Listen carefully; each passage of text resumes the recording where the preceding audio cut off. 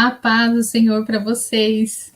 Gente, culto de casa é assim mesmo, imprevistos acontecem, por isso que é de casa.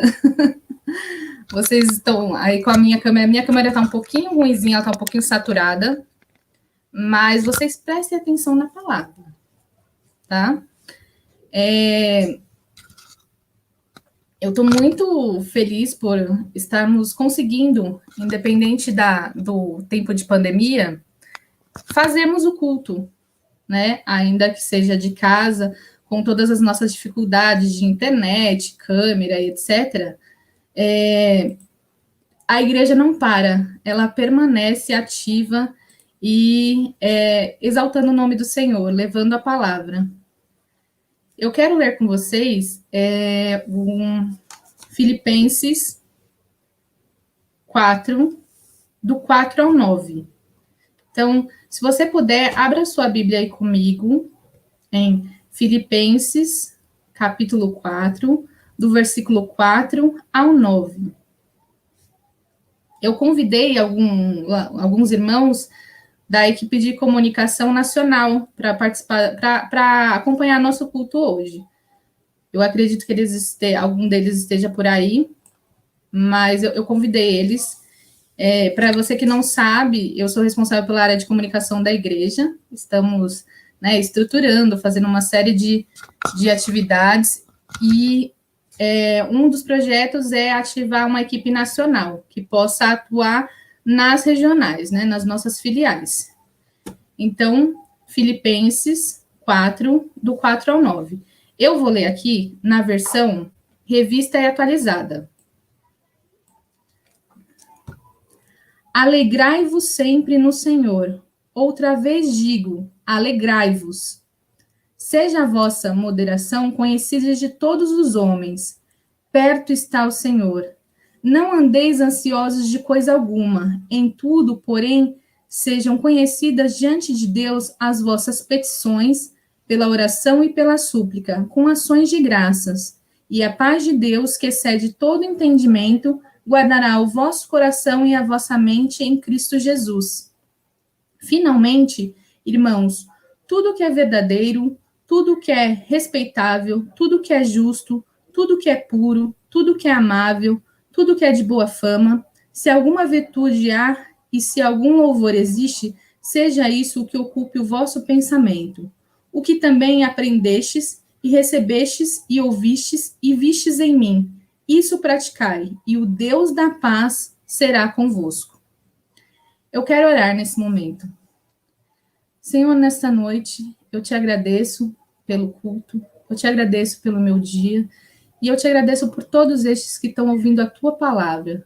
Pai, fala conosco, que não seja a minha boca, mas que seja a tua, que seja o Senhor usando a minha voz para falar aos corações, que essa palavra encontre terreno fértil e que dê frutos através da minha vida. Pai, fala conosco, assim como o Senhor ministrou primeiro ao meu coração, ministra a palavra a todos os que estão conectados neste culto. Eu te agradeço. Em nome de Jesus, amém. Eu creio que existem dois inimigos nossos. Nosso maior inimigo somos nós mesmos, né?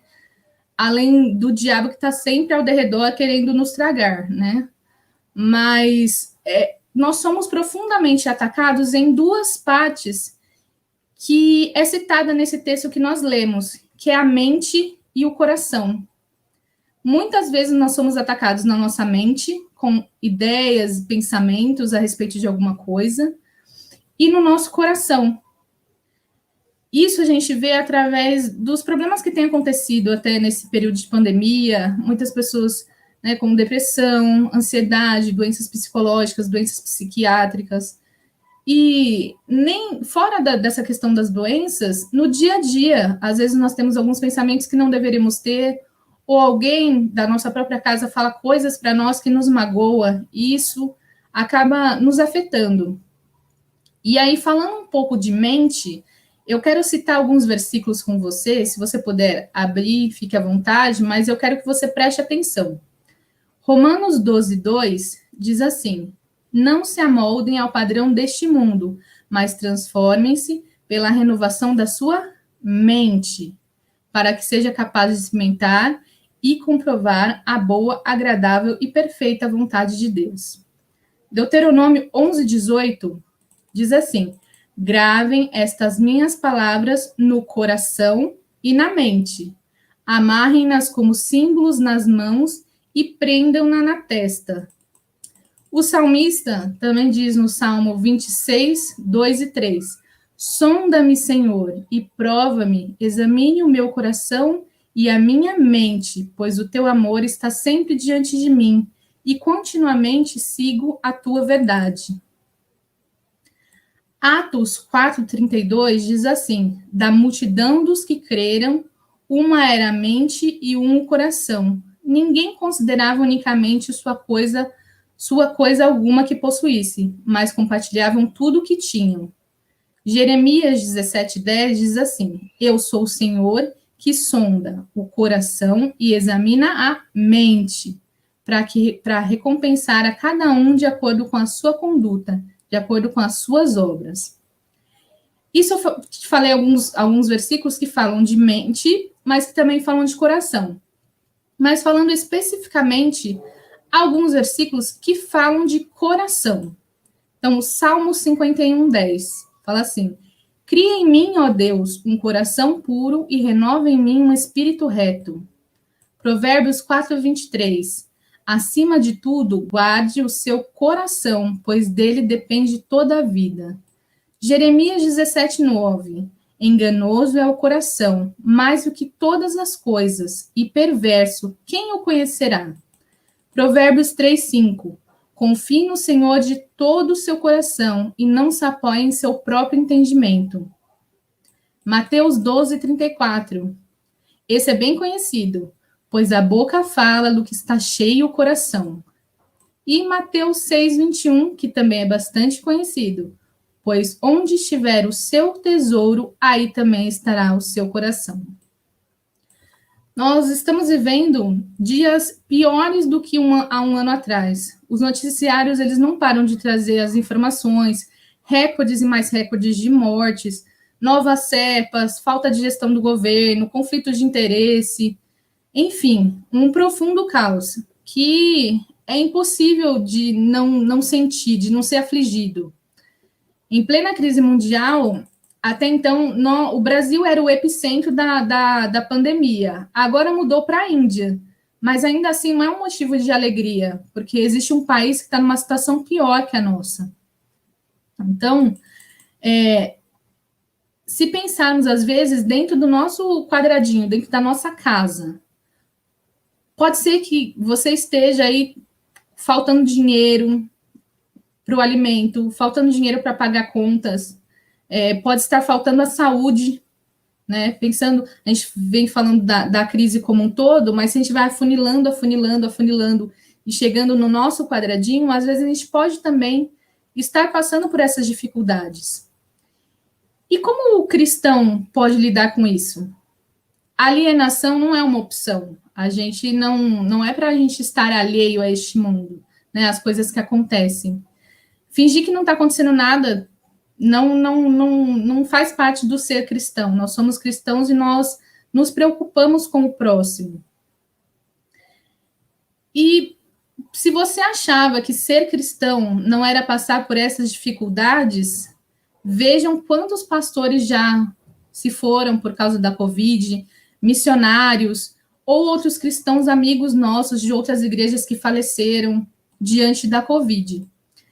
Então, quando a calamidade chega até nós, quando a dor chega até nós, nós ouvimos um louvor que diz que vai passar, né? Deus está conosco e que vai passar, mas ele não diz, não, você não vai passar por isso. A calamidade também pode chegar na sua casa.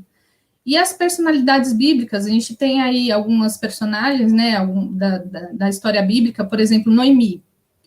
Noemi, por causa da fome, ela sai, vai para Moabe, seus filhos se casam, depois de um tempo morre seu marido e seus 2 filhos, apenas sua nora Ruth a acompanha no retorno à terra natal, e na terra natal ela vai esmolar, ela vai viver de uma lei, que é a lei da respigadura, que era que os donos da colheita podiam deixar o que caía durante a colheita para que os pobres pudessem pegar. E o texto relata isso, que a sua nora ia pegar lá na plantação, na fazenda de Boaz, as espigas que caíam no caminho. Né? Então, imagina que situação, perder a família, o marido, os filhos, voltar para sua terra para esmolar. E em Ruth 1:20, que é onde relata a história de Noemi, Noemi está tão triste que ela adota o nome de Mara. E ela diz assim, porque grande amargura me tem dado o Todo-Poderoso. O nome, na cultura daquele tempo, representava muito. Então ela fala, não sou mais Noemi, eu sou Mara, porque agora eu sou amarga por tudo isso que aconteceu. Nós vemos também a questão de Paulo. Ele declara que ele tem um espinho na carne que o atormentava. E que Deus não tirou. Deus não tirou o espinho da carne de Paulo. Em 2 Coríntios 12:7, está relatado lá, e não foi por falta de Paulo pedir. A Bíblia diz que Paulo pediu 3 vezes para ser retirado o espinho na carne. E não foi. Ele passou pela dor, pelo tormento. A gente não sabe o que era esse espinho na carne, mas a gente sabe que Paulo conviveu com isso. A vida do cristão, existe uma ilusão de que é só vitória, só vitória, só vitória. Eu brinco com a Mariana que só lá na casa dela é só Vitória, porque o sobrenome delas é Vitória. É Mariana Vitória, Juliana Vitória, lá é só Vitória. Mas também chegam as lutas na casa das vitórias. E nem devemos crer no evangelho que só prometa cura, só prometa prosperidade, porque quando você não tiver essas coisas, você vai achar que você não é abençoado. E eu não estou dizendo aqui que você não pode ser próspero, que você não pode ser rico, que você não pode ser famoso. Mas o seu coração não deve estar nessas coisas. Deus tem essas coisas para você. Ele pode te dar. Mas não é por esse motivo que nós servimos. Se fosse assim, não poderíamos pregar Jó na igreja. Se é só vitória, se é só prosperidade, se é só cura. Jó, diante da sua calamidade, ele perdeu os bens, né, é uma história amplamente contada nas igrejas, né? Esse texto é bastante lido.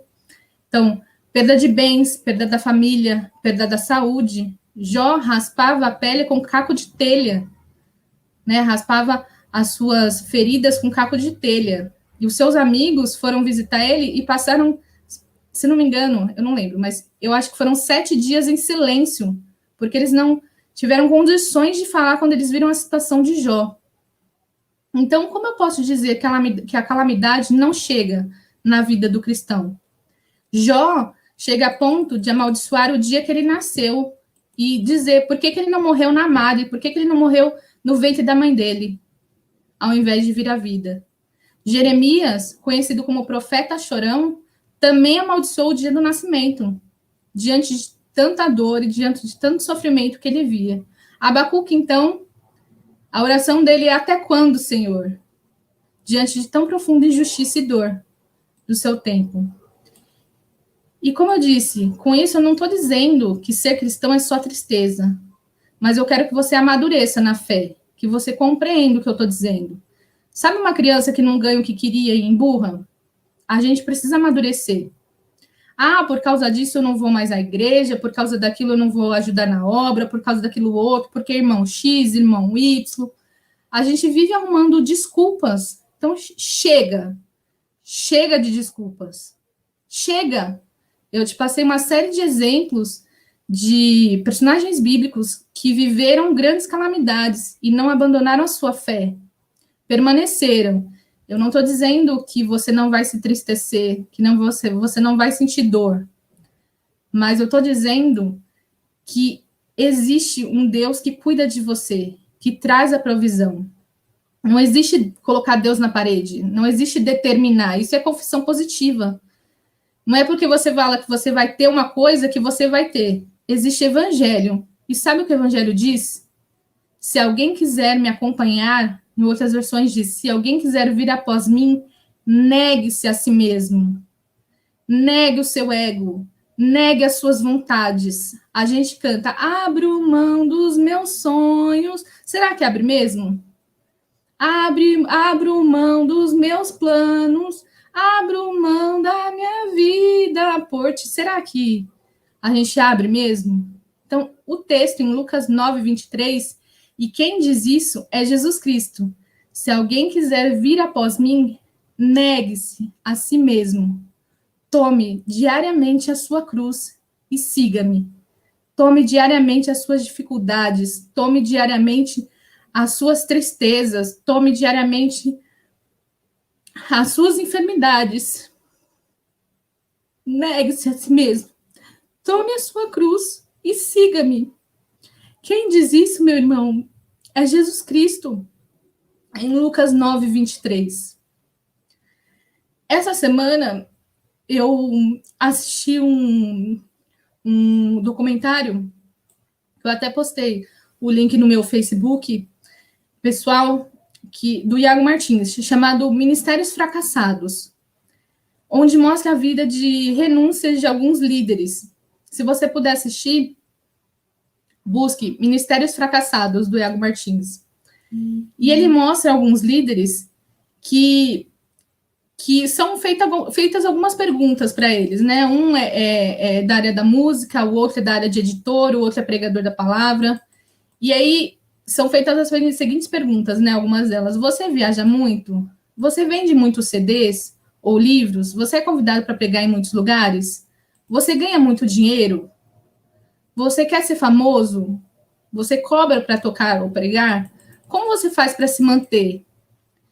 E a resposta de muitos deles foi: não, eu não sou rico, não, eu não sou famoso, não, eu não cobro para pregar, eu distribuo a minha música autoral na internet de graça.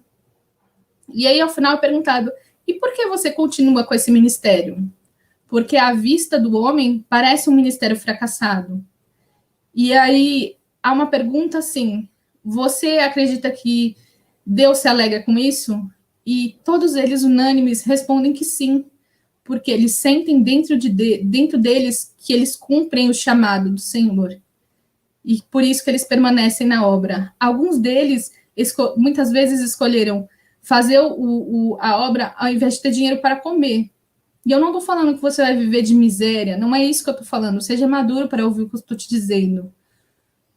Eles compreenderam o chamado deles e entenderam que o propósito de fazer a obra do Senhor, de negar a si mesmo e tomar a sua cruz. E parece que, se não temos determinado resultado, a gente desanima, a gente já quer parar. E para que você quer determinada coisa? Para a glória de Deus ou para o seu ego? Se é para o seu ego e para a sua glória, nem peça ao Senhor, nem comece uma atividade. O texto que a gente leu, o versículo 4, ele diz assim: alegrai-vos sempre no Senhor. Outra vez digo, alegrai-vos. A carta escrita por Paulo à igreja de Filipenses pede para que eles alegrem-se, mas eles estavam em perseguição. Essa repetição, ela é proposital para dar ênfase. A alegria é no Senhor, não é sem compreender as realidades do mundo, mas compreendendo o cuidado do Senhor em nossas vidas, a provisão de Deus. Nesse documentário que eu citei para vocês, eles falam que Deus tem cuidado. Eles não são ricos, porque prosperidade não é você ser rico, é ausência de necessidade. Existem muitos ricos que possuem necessidades de Deus na vida. Então, eles não são prósperos. Eles são apenas ricos. E você, que acha que você não é rico, que você não tem isso, não tem aquilo, você pode ser próspero, porque você não tem necessidade, o Senhor supre a sua necessidade. Então, em Romanos 12, 12, diz assim: alegrem-se na esperança, sejam pacientes na tribulação, perseverem na oração. Sejam pacientes na tribulação, perseverem na oração. Nós temos passado por uma tribulação coletiva. E a palavra diz: perseverem na oração. Esse chamado à oração, ele é importante porque você precisa conversar com Deus, falar com Deus o que você tem sentido. O versículo 5, ele diz assim: seja a sua moderação conhecida de todos os homens. O louvor que a Fê e o Gilmar louvaram, o Espírito Santo ele faz assim essas coisas, né? Ele vai alinhando tudo o que acontece no culto. E o louvor fala assim: só não se desespere pelo amor de Deus. E realmente, o cristão ele não deve se desesperar. Nas dificuldades, ele deve se entregar aos pés do Senhor, porque o Senhor vai auxiliá-lo. E aí o versículo fala: seja a sua moderação conhecida de todos os homens. Aí eu fiquei pensando, como assim a minha moderação ser conhecida dos homens? É a atitude de quem evita excessos, comedimento, alguém que demonstra prudência, que suporta ofensas. E o texto diz para ser conhecido entre os homens. Em tempos de pandemia, a minha família ela também teve Covid. E fomos todos nós para o hospital. E aí, chegando no hospital, o hospital estava cheio, espera de mais de 2 horas. A gente estava no hospital particular, mas espera de 2 horas para ser atendido. E ao invés de a gente ficar brigando e querendo ser atendido no momento que não há como ser atendido rapidamente, os médicos estão cansados, os enfermeiros, então, estão profundamente abalados. Imagina, qual a atitude do cristão nesse momento? É nesse momento que deve haver a moderação. Seja a sua moderação conhecida de todos os homens. Se nós ficássemos brigando para ser atendidos, como a gente viu algumas atitudes desse jeito, não seria uma atitude cristã nossa, mas a nossa moderação em esperar a nossa vez, em compreender que estamos num momento difícil, é isso que ministra a vida das outras pessoas. E não o desespero. Deus cuida de nós. E ele providencia as coisas, providencia um médico atencioso, providencia os remédios. E assim por diante. Se essa provisão ainda não chegou na sua casa, ore ao Senhor. Existem algumas coisas, Jó não entendia por que estava passando por aquilo. Mas o Senhor ministrou o coração dele e ele compreendeu. Tiago 5, 7 a 9 diz assim: sede, pois, irmãos, pacientes até a vinda do Senhor. Eis que o lavrador espera o precioso fruto da terra, aguardando-o com paciência, até que se receba a chuva temporã e serôdia.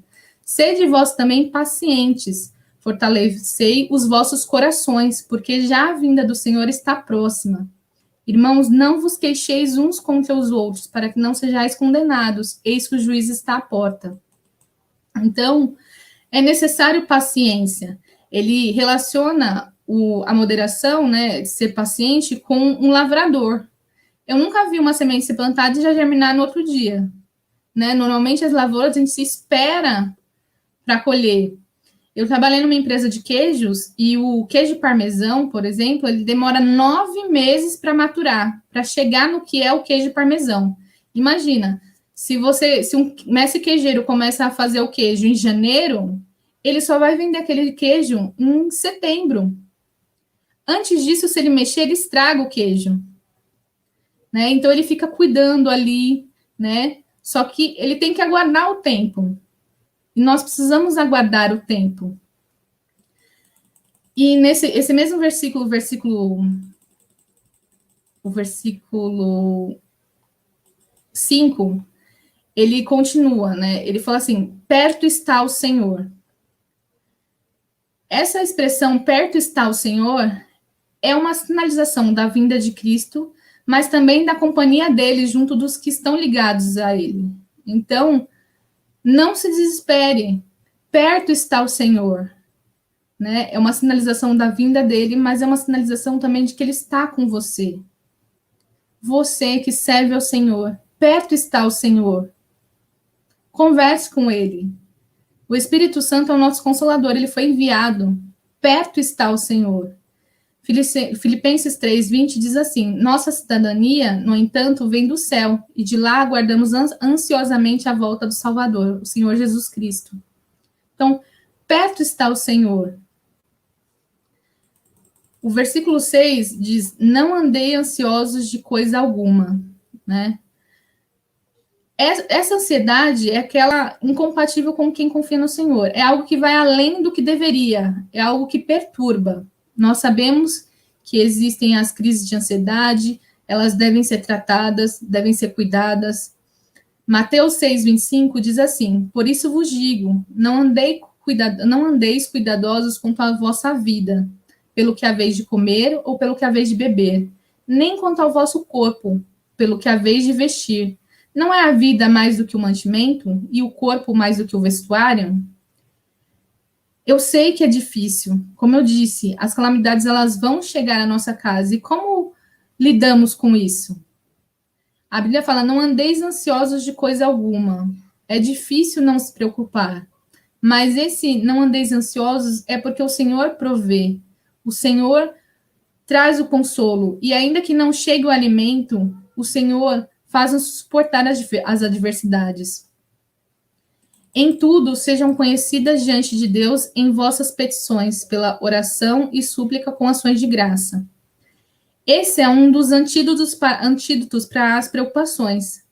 Deus não quer que nada fique de fora na sua oração. Em tudo sejam conhecidas de Deus as vossas petições. Em tudo, meu irmão. Às vezes você tem uma necessidade que parece boba, né? Que eu vou orar a Deus por causa disso, mas Deus conhece o seu coração, ele sabe o que está passando na sua mente, no seu coração. Ele sabe de todas as coisas, é um atributo dele. Ele é onisciente. Onisciente é saber de todas as coisas. Mas ele quer que você tenha um relacionamento com ele. Quando você ora a Deus, você não precisa ter uma oração linda, maravilhosa, com palavras difíceis. Você pode orar a Deus com as suas palavras. Ele é teu amigo, teu pai, teu consolador, seu provedor. Então, ele não quer que nada fique de fora. Em tudo sejam conhecidas diante de Deus as vossas petições. Em tudo. 1 Pedro 5,7 dizem: lancem sobre ele toda a sua ansiedade, porque ele tem cuidado de vocês. Então, lance sobre ele as suas ansiedades. Converse com o Senhor através das orações. Sobre tudo, você pode conversar com ele sobre tudo. A oração é uma conversa com o Senhor. O versículo 7 diz assim: e a paz de Deus, que excede todo entendimento, guardará o vosso coração e a vossa mente. Foi o que eu comecei falando nessa palavra. Coração e mente. Como somos afligidos. Como, às vezes, uma palavra pode nos tirar, sabe, no nosso prumo, nos chatear. Às vezes, pensamentos que temos sobre determinada coisa pode nos perturbar. E o versículo 7 diz: e a paz de Deus, que excede todo entendimento, guardará o vosso coração e a vossa mente. Você já deve ter experimentado momentos de sua vida que você teve uma calma, uma paz no momento tão difícil que as pessoas falam: nossa, como você conseguiu suportar isso? Não é você, é a paz de Deus que excede todo entendimento. Você não sabe explicar essa paz, ela simplesmente habita em você. E o texto fala que essa paz que excede todo entendimento guardará o vosso coração e a vossa mente.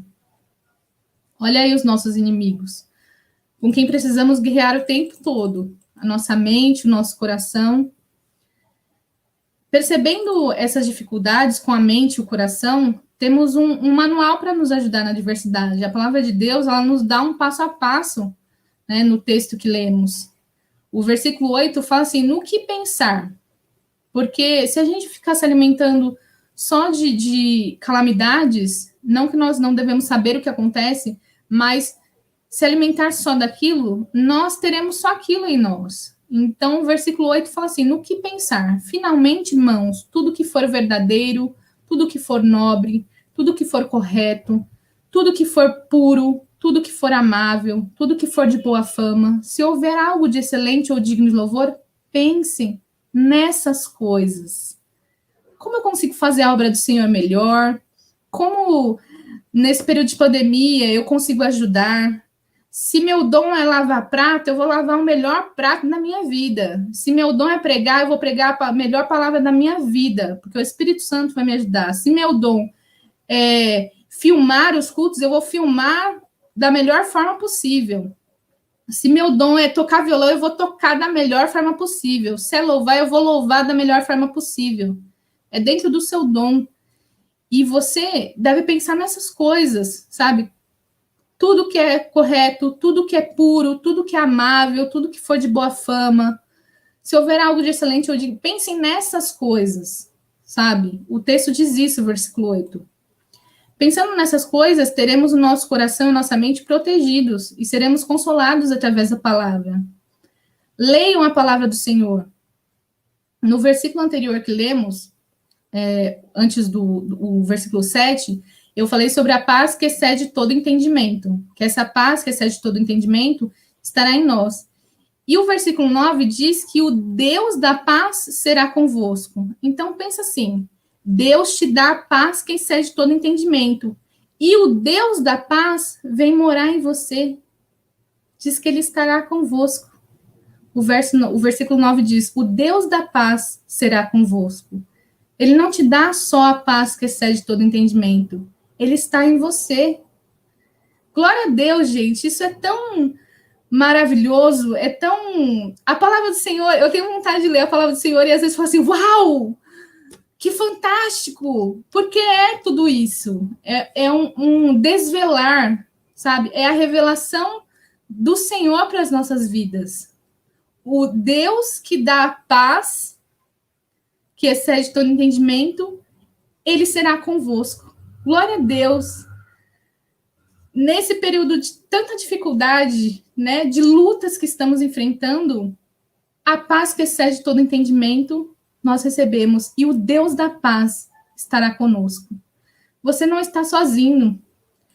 Entregue a Deus suas ansiedades em oração, pois a paz guardará. Não só a paz, mas o Deus da paz será convosco. João 14, 27 diz assim, na promessa do Consolador, que é o Espírito Santo, ele diz, deixo a paz a vocês, a minha paz dou a vocês, não a dou como o mundo a dá. Não se perturbe o seu coração, nem tenham medo. Isso é muito consolador para as nossas vidas. Não se perturbe o seu coração, nem tenham medo. A ansiedade ela é muito relacionada a isso, ao medo, né? Medo do futuro, medo do que pode acontecer, ou medo do que já foi. E não perturbe, sabe? Não se perturbe.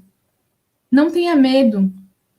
Entregue tudo nas mãos do Senhor. Você vai passar por dificuldades, mas permaneça nele, porque a nossa alegria é nele. Eu quero aproveitar essa palavra para agradecer meus pastores e todos os ministros da casa de oração que acreditam em mim, nas minhas ideias que às vezes nem eu sei que darão certo. E muitas vezes a gente faz live e vê que tem pouquinha gente assistindo. E por que a gente não desiste, né? É porque a gente sabe que quem está assistindo precisava daquela palavra naquele momento. É porque a gente entende que o nosso propósito e nosso lugar em Deus, a gente compreende o chamado do Senhor para as nossas vidas. Se a gente quisesse uma multidão, a gente pagava. Se a gente quisesse curtidas, a gente pode... É possível comprar curtidas, mas esse não é o propósito. Nós não queremos ser famosos, nós queremos cumprir o ID do Senhor, ainda que seja pela internet, que é a ferramenta que nós temos hoje. Paulo usava cartas, nós usamos a internet.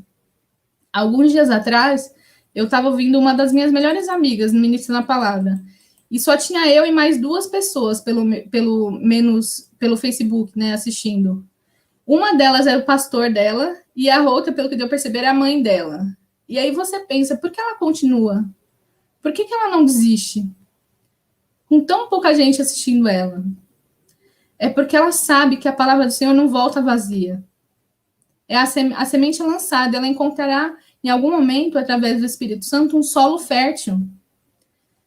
E é por isso que a gente não desiste. É por isso que a gente fica pensando coisas melhores para oferecer e como oferecer. Sabe?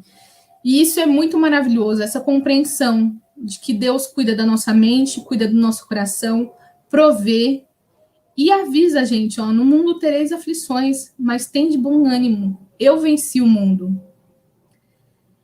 Eu espero que o Espírito Santo não fale apenas com você no dia de hoje, mas no restante da semana. Te faça refletir no seu chamado, no cuidado que o Senhor tem com você. te faça compreender o propósito das tuas atividades na casa do Senhor. Eu sou muito feliz em poder utilizar a minha profissão na obra de Deus, né? Isso me dá um novo sentido de vida. Isso é muito abençoador. Então, que você também possa compreender isso, esse seu chamado, que você terá aflições, mas o Deus da paz estará convosco. Eu quero orar por este dia, por esta palavra e por você que está me ouvindo, que com certeza compreendeu o seu chamado. Oremos. Senhor, nesta noite eu te agradeço por esta palavra abençoadora. Eu te agradeço por nos trazer a compreensão e fazer-nos amadurecer na tua palavra. Senhor, obrigada pela oportunidade que eu tenho de pregar o teu evangelho. Obrigada por poder ter a oportunidade de usar a minha profissão na tua casa. Eu te agradeço pela minha equipe de comunicação da sede, eu te agradeço pela minha equipe de comunicação das regionais que estamos desenvolvendo. Eu te agradeço pelos meus pastores, te agradeço por todos os meus irmãos, porque eu creio que a obra, ela não para, independente das circunstâncias do mundo, e que a palavra do Senhor é pregada. Pai, que este que tem passado dificuldades, que possa encontrar em Ti, aos Teus pés, a provisão, a cura, a libertação, e tudo que o Senhor pode cuidar de nós. Senhor, se não recebemos alguma coisa, que possamos compreender porque estamos passando por isso. Pai, nos ajuda, nos fortalece a passar por essa dura prova. Fica conosco, fala conosco aos nossos corações e nos abençoa. É o que eu te peço, em nome de Jesus. Amém. Deus te abençoe nesta noite.